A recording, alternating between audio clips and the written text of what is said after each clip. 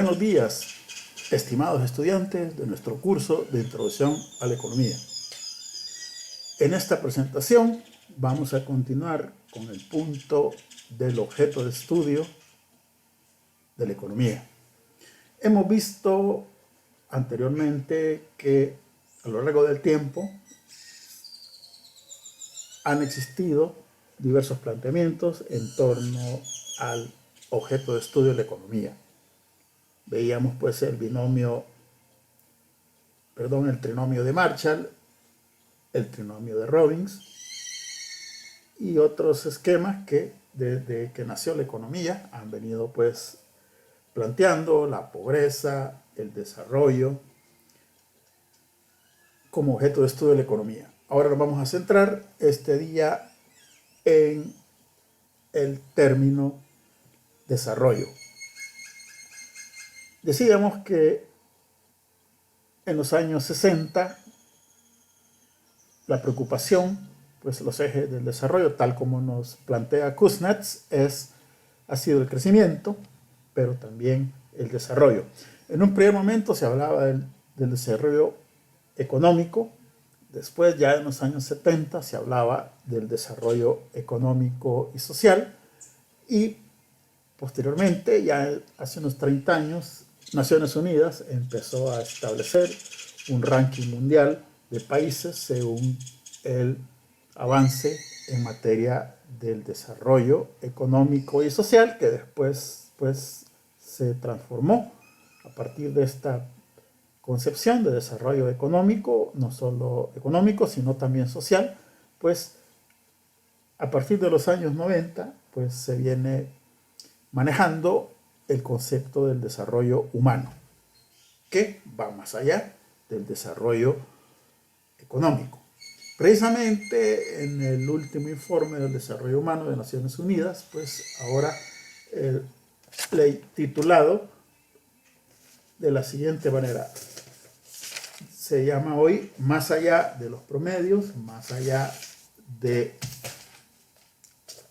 el presente. Ahora el tema es la desigualdad. En este último informe del año pasado, que es el año 2019. Entonces hoy, pues, como hemos mencionado, tenemos ese trasfondo de desigualdad que afecta sobre todo a nuestros países de América Latina y el resto del tercer mundo. Bien, entonces primero vamos a ver cómo se conceptualiza el desarrollo humano, luego vamos a ver sus componentes, sus dimensiones y finalmente vamos a considerar pues cómo está El Salvador, la posición del Salvador en el ranking mundial del desarrollo humano. Bien, en primer lugar debemos tomar en cuenta que el concepto de desarrollo humano se refiere a un proceso y también lo podemos ver como un resultado. El resultado es lo que vamos a ver en este tema, en esta reunión de este día. En cuanto al proceso, lo que vamos a decir por ahora es que el desarrollo económico, social y humano en general, pues depende en gran medida de las políticas públicas que un gobierno cada 5 años en nuestro país ejerza. Pero esas políticas deben ser permanentes y no pueden limitarse a solo 5 años, ¿verdad? Sino que deben ser políticas de Estado de largo plazo y que cada gobierno de turno pues les dé continuidad. Entonces tenemos ese perfil pues de la conceptualización del desarrollo humano. Vaya, lo que nos dice acá es que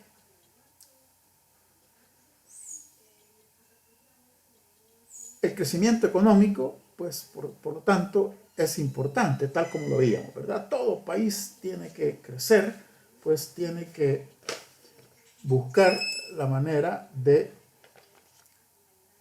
que haya más bienes y servicios pues, para atender las necesidades de la creciente población. Entonces, por eso tenemos, ¿verdad?, que nos plantea específicamente en el caso del año 16 de esta década, pues el desarrollo humano implica que las personas deben influir en los procesos que determinan sus vidas. Claro está, decíamos, ¿verdad? También depende de nosotros, de que tengamos oportunidades y que precisamente para que nos desarrollemos integralmente como personas. Y en ese sentido es que el gobierno debe crear esas oportunidades. Como decíamos, no podemos esperar que el gobierno haga todo, pero sí tiene en sus manos pues, la capacidad de inclinar la balanza favorablemente hacia la ciudadanía en este sentido.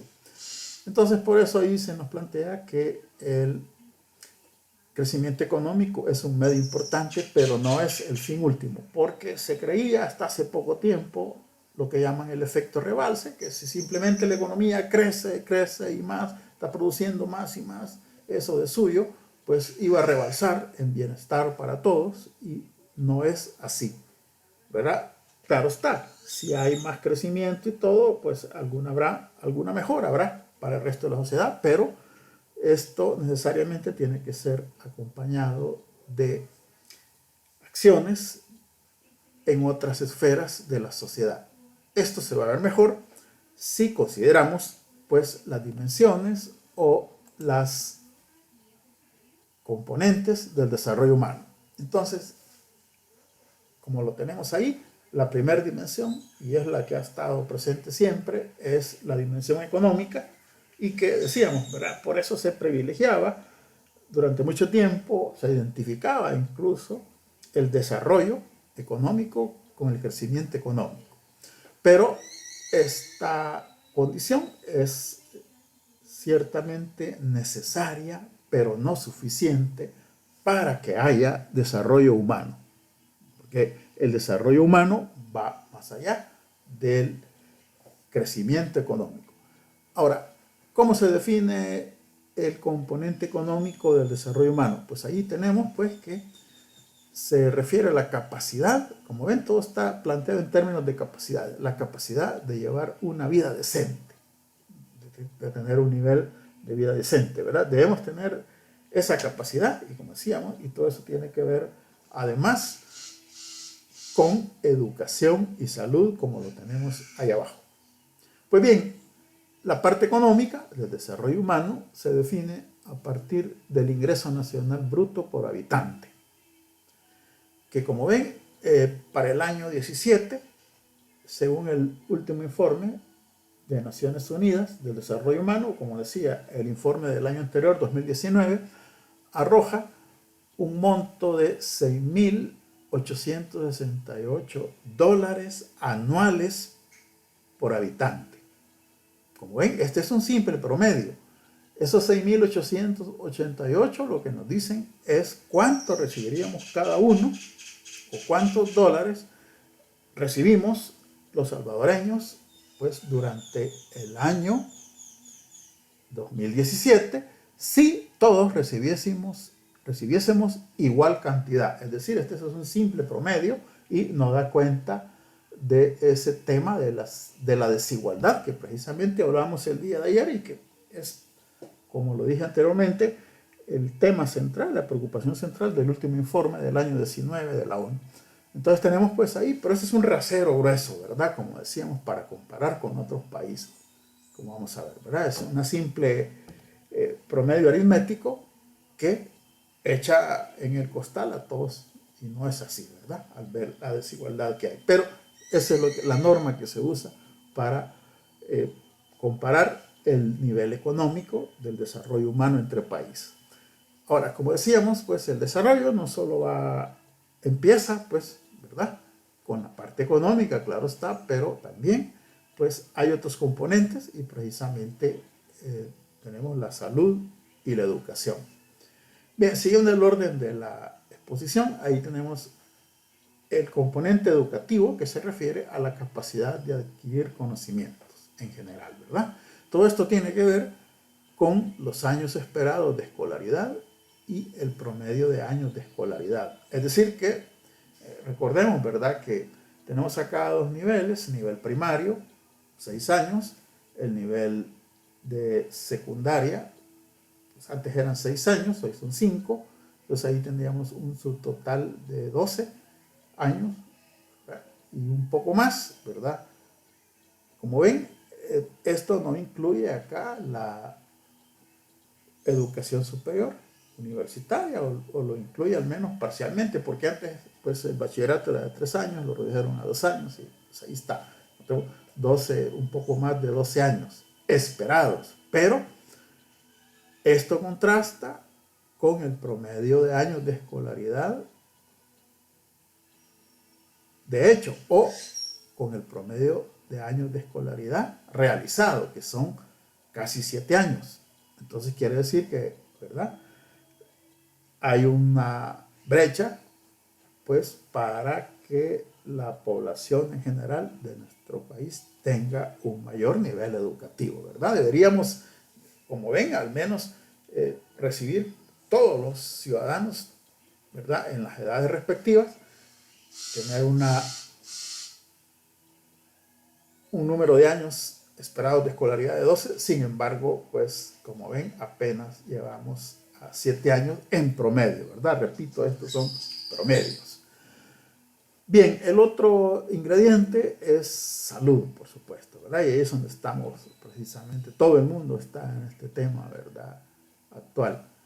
Ahora bien, todo esto, todos los indicadores de salud, porque recuerden que es un tema complejo, tiene que ver con atención infantil, tempranas edades, y toda esa serie de verdad de atenciones que necesita la población según su edad y según los diferentes riesgos que hayan, pues, en este sentido. Ahora, todo esto se sintetiza en un indicador que le llaman esperanza de vida al nacer.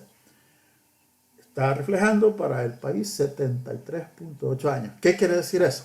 Bueno, que en el año de informe, que el año 2017, un recién nacido tenía la probabilidad de durar o tener una vida hasta de 74 años casi, ¿verdad? Incluso en este país quizás ya llegar a los 70, pues, ¿verdad?, ya es ganancia, ¿verdad? Porque recuerden que pues no tenemos todavía, ¿verdad?, un sistema de salud pues que nos dé esa posibilidad mayor, ¿verdad? Pero ahí esas son las cifras que reporta el Programa de las Naciones Unidas para el Desarrollo en este informe. Entonces, esto resulta en un índice combinado, porque como ven, combina dólares con años de instrucción o años de escolaridad y con años probables de vivir una vida, pues, ¿verdad?, decente en términos de salud, ¿verdad? Por eso ahí se define como la capacidad de llevar una vida larga y saludable. Bien, entonces hoy pues veamos en detalle cómo está la situación de El Salvador en este sentido. Primero, antes de considerar esa posición de El Salvador en el ranking mundial, vamos a considerar que el índice de desarrollo humano, es decir, ese promedio ponderado que establece ONU, sería perfecto en los extremos. Consideremos los extremos, ¿verdad? El país perfecto sería aquel en que el índice sea igual a 1, pero no hay pues un país que tenga ese grado absoluto de desarrollo humano. Entonces el límite mayor es 1 de ese índice y el límite inferior es 0, ¿verdad? Entonces, como son extremos, pues límite, y que ningún país del mundo pues los registra o los reporta en efecto. Bien, entonces, pero sí hay estratos, pues, o por así decirlo, intervalos para clasificar a los países de muy alto nivel de desarrollo, alto, son 4, muy alto, cuando ese índice es de 0.8 y 1, alto cuando está entre 0.7 y 0.8, medio cuando está entre 0.55 y 0.7, en este estrato es donde está El Salvador, y bajo, pues aquellos países con un índice inferior a 0,55 o 0.55, como lo quieran. Entonces vemos pues que más o menos los 4 estratos de desarrollo humano en el mundo se dividen ciertamente alrededor del 25%, ¿verdad? Es decir, más o menos tiende a que los 4 estratos se dividan por partes iguales en el mundo, ¿verdad? Claro está, el debajo pues es 21.8, me está diciendo que un poco más pues de la quinta parte de los países del mundo pues está considerado como países donde el nivel de desarrollo es bajo, ¿verdad? Desarrollo humano, ¿verdad? Y el promedio es 0,5, a la mitad, ¿verdad? Está a la mitad de ese ranking. Entonces vemos hoy precisamente, pasando a la tabla inferior, ahí tenemos los extremos. En ese año 2019, la ONU registra 189 países. ¿Por qué? Sabemos que hay más de 200 países en el mundo y algunos no son miembros del sistema de Naciones Unidas. Ahí tenemos a Corea del Norte, por ejemplo, Mónaco, países pequeños, países insulares que no son parte del sistema de Naciones Unidas. Hay además, ¿verdad?, otros países como Somalia, ¿verdad?, lo que llaman ese país que ha tenido grandes problemas, que consideran un estado fallido, y otros pequeñas islitas como Nauru y Tuvalu del Pacífico Sur. Entonces, ahí está, el primer país, el número 1 en el ranking, ¿verdad?, es Noruega, con un índice de 0,95, muy cercano a 1. Y ahí tenemos, ¿verdad?, los indicadores, con esperanza de vida al nacer de 82 años, años de escolaridad esperado 18, redondo, y años promedio de instrucción 12, ya recibida. Bien, y en el extremo, en el sótano, tenemos a Níger con la posición 189, ¿verdad? En donde, pues lamentablemente, hay un índice de desarrollo humano de 0,35 y pues lo más que puede vivir un ciudadano, según las cifras del año 17, al nacer son 60 años, ¿verdad? Y apenas, ¿verdad?, con 2 años promedio de educación en efecto, ¿verdad? Y por último, el ingreso por habitante, como ven, es abismalmente menor con respecto al número 1, ¿verdad? Es una casi 70 veces superior al ingreso de Níger. Miremos cómo está El Salvador, posición 121 sobre 189. Pues está, digamos, ¿verdad?, un poco abajo de la mitad, ¿verdad? O sea, de la cintura para abajo. Y en comparación a otros países de América Latina, pues ahí no puedo incluir más, ¿verdad? Pero para tener una idea, ¿verdad?, vemos que nuestro referente de país, Estados Unidos, está en la posición 13, ya hay 12 países arriba, ¿verdad?, en su mayoría de Europa, ahí está Nueva Zelanda, ¿verdad? Además, y en América Latina, entre los mayores está Argentina, después sigue Cuba, Panamá, que no se ven acá, y Costa Rica. De ahí, pues habrán unos que otros de Sudamérica, Colombia, Perú, la misma Venezuela, ¿verdad?, que andarían cerca un poco más entre Argentina y El Salvador. De ahí, incluso El Salvador reporta pues mayor nivel que Honduras y Guatemala, pero es una situación que año con año está cambiando. Entonces vemos pues que, ¿verdad?, con relación al número 1, El Salvador, pues, por así decirlo, en términos de ingreso, pues el ciudadano promedio, ¿verdad?, común, pues recibe pues la 10ª parte de lo que recibe el ciudadano promedio de Noruega. Entonces podemos decir pues que, ¿verdad?, hay en términos netamente económicos de ingreso, ¿verdad?, pues es 10 veces mayor, y así sucesivamente, como lo podemos ver con el resto de países. Bien, entonces con esta presentación quería nada más pues ponerlos al tanto que este es el objeto de economía ya en su versión operativa, ¿verdad? Con cifra y todo, y con ranking pues mundial, en el caso de los países miembros de la ONU, que son pues la casi totalidad de países del mundo. Bien, entonces vamos a seguir, pues espero publicar otro video este día, si no pues lo haré hasta el día de mañana. Así es que les debo pues la publicación siguiente, que vamos a seguir trabajando pues este tema del objeto de estudio de la economía, porque me parece importante que le dediquemos pues algo más de tiempo. Les agradezco la atención y sobre todo la paciencia que han tenido por estas condiciones no del todo normales. Muchas gracias y hasta la vista, jóvenes.